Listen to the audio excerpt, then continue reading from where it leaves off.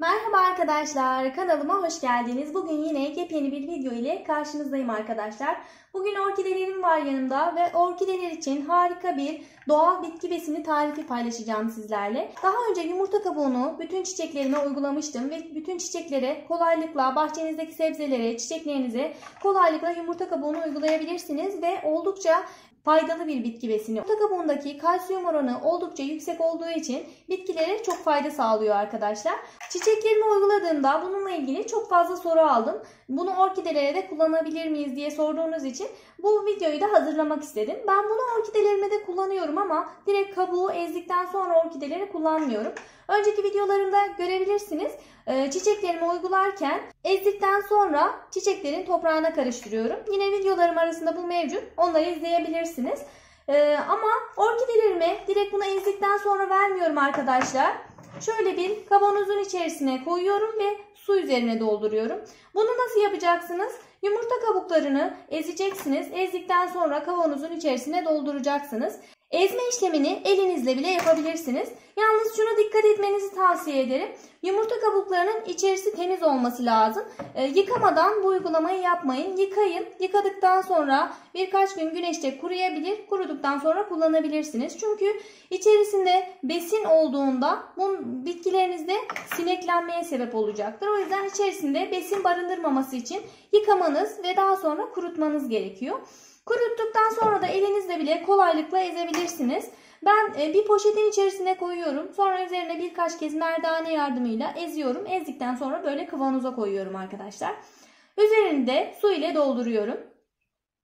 Doldurduğum bu kavanoz 2 gün kadar bekliyor. 2 gün kaldıktan sonra bunu çiçeklere uyguluyorum. Bütün çiçeklerinize uygulayabilirsiniz ama dediğim gibi ben orkidelerimi bu şekilde su içerisinde kullanıyorum. Normal saksıdaki çiçeklerimi ise kabuğu direkt olarak veriyorum. Ve gerçekten müthiş etkili arkadaşlar. Bakın çiçeklerin gerçekten çok güzel büyük açmasına neden oluyor. Yine sadece orkideler için değil, saksıdaki diğer çiçekleriniz için de bu geçerli. Çiçekler oldukça büyük bir şekilde açıyor. Daha önceden de söylediğim gibi ben bitkilerime hiçbir şekilde hazır bitki besini kullanmıyorum. Bakın şunu göstermek istiyorum. Bu bir dal.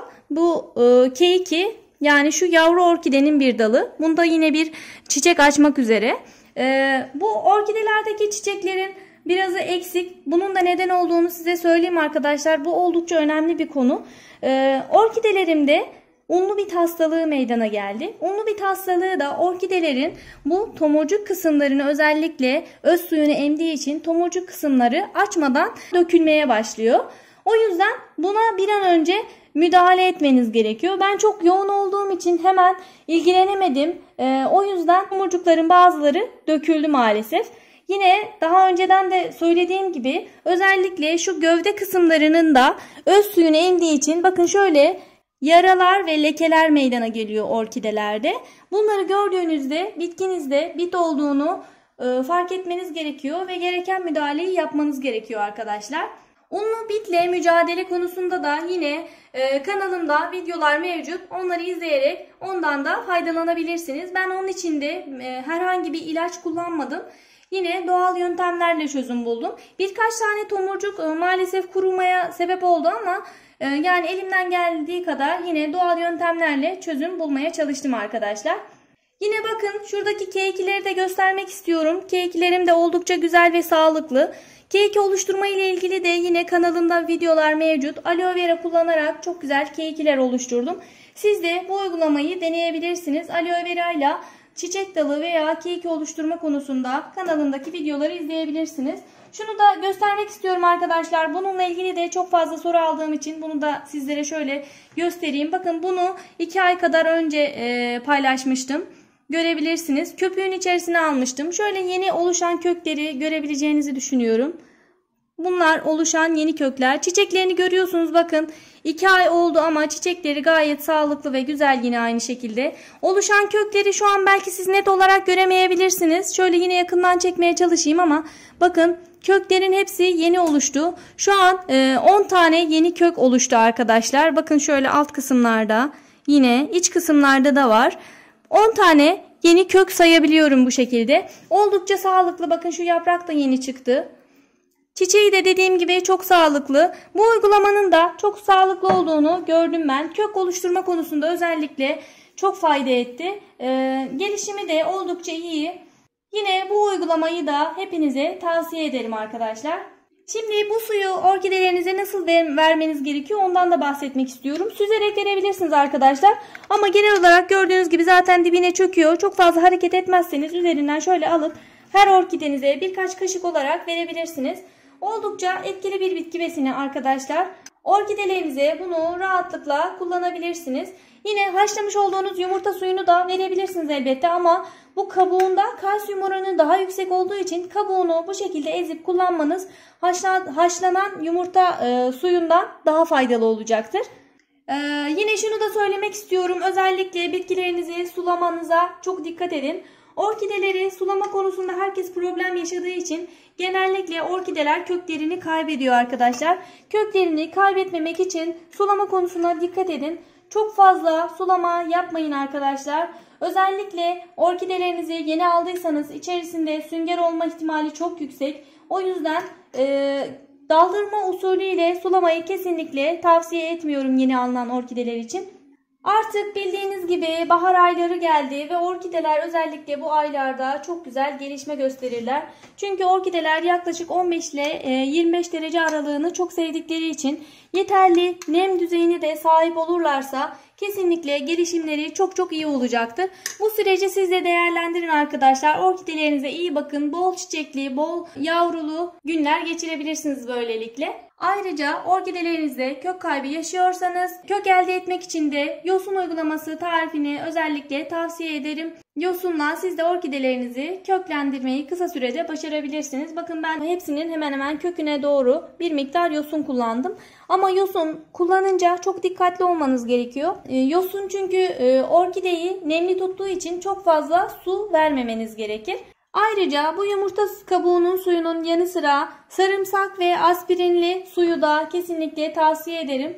Ben genellikle bitkilerime dönüşümlü olarak bu besinleri kullanıyorum arkadaşlar. Siz de hazır bitki besini alamıyorsanız özellikle bu şekilde bitki besinlerini kullanabilirsiniz. Mesela yumurta kabuğunu suyunu verdiniz diyelim. 15 gün sonra sarımsak ve aspirinli suyu verebilirsiniz. Daha 15 gün sonra aloe vera ile yaptığımız suyu verebilirsiniz.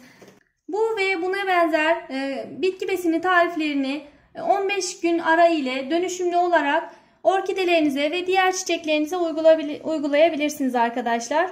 Orkidelerle ilgili çok fazla soru aldığım için böyle elimden geldiği kadar yeni videolar hazırlamaya çalışıyorum sizlere arkadaşlar. Genellikle orkidelerle ilgili en çok soru aldığım konular köksüz orkideler ve orkidelere verebileceğiniz bitki besinleri arkadaşlar. Köksüz orkideler için dediğim gibi su kültürü uygulamasını özellikle ve yosun ile köklendirme uygulamasını sizlere tavsiye ederim. Su kültürü uygulamak isterseniz su kültürü ile ilgili kanalımda birçok video mevcut. Hatta benim su kültüründe olan birkaç orkidem daha var. Su kültüründe olan orkidelerim de yine aynı şekilde devam ediyor. 3-4 aydır su kültüründe olan orkidelerim var arkadaşlar. Köklenme konusunda çok ilerleme var. Nasıl bu kadar çok orkide aldığımı soruyorsunuz genellikle. Bunu da açıklayayım. Bu orkideleri ben çoğunlukla satın almıyorum.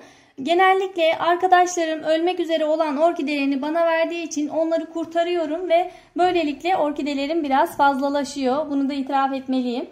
Ayrıca çiçek dalı olmayan orkideleri çiçekçiler daha uygun fiyatlara satıyor. Oradan da isterseniz yine satın alabilirsiniz. Bazen marketlere de uygun fiyatlara gelebiliyor. Orkide sevenler indirimleri takip edebilir. Böylelikle uygun fiyata orkideler satın alabilirsiniz arkadaşlar. Orkidelere dair elimden geldiği kadar sorularınıza yanıt vermeye çalışıyorum. En çok soru aldığım konular orkidelerle ilgili arkadaşlar. O yüzden elimden geldiği kadar orkidelere ağırlık vererek videolar hazırlamaya çalışıyorum.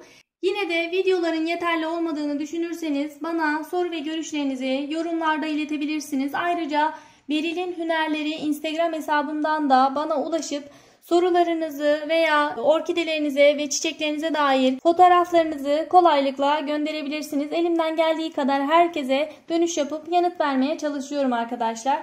Bunların dışında farklı videolar çekmemi isterseniz Elimden geldiği kadar bilgilerim dahilinde herkese yardımcı olmaya çalışırım. Yorumlara ne tür videolar istediğinizi yazabilirsiniz arkadaşlar. Bugünlük de anlatacaklarım bu kadardı. Soru ve görüşlerinizi bana iletebilirsiniz yorumlarda. Bugünkü videonun da sonuna geldik. Başka bir videoda görüşene dek sağlıcakla kalın.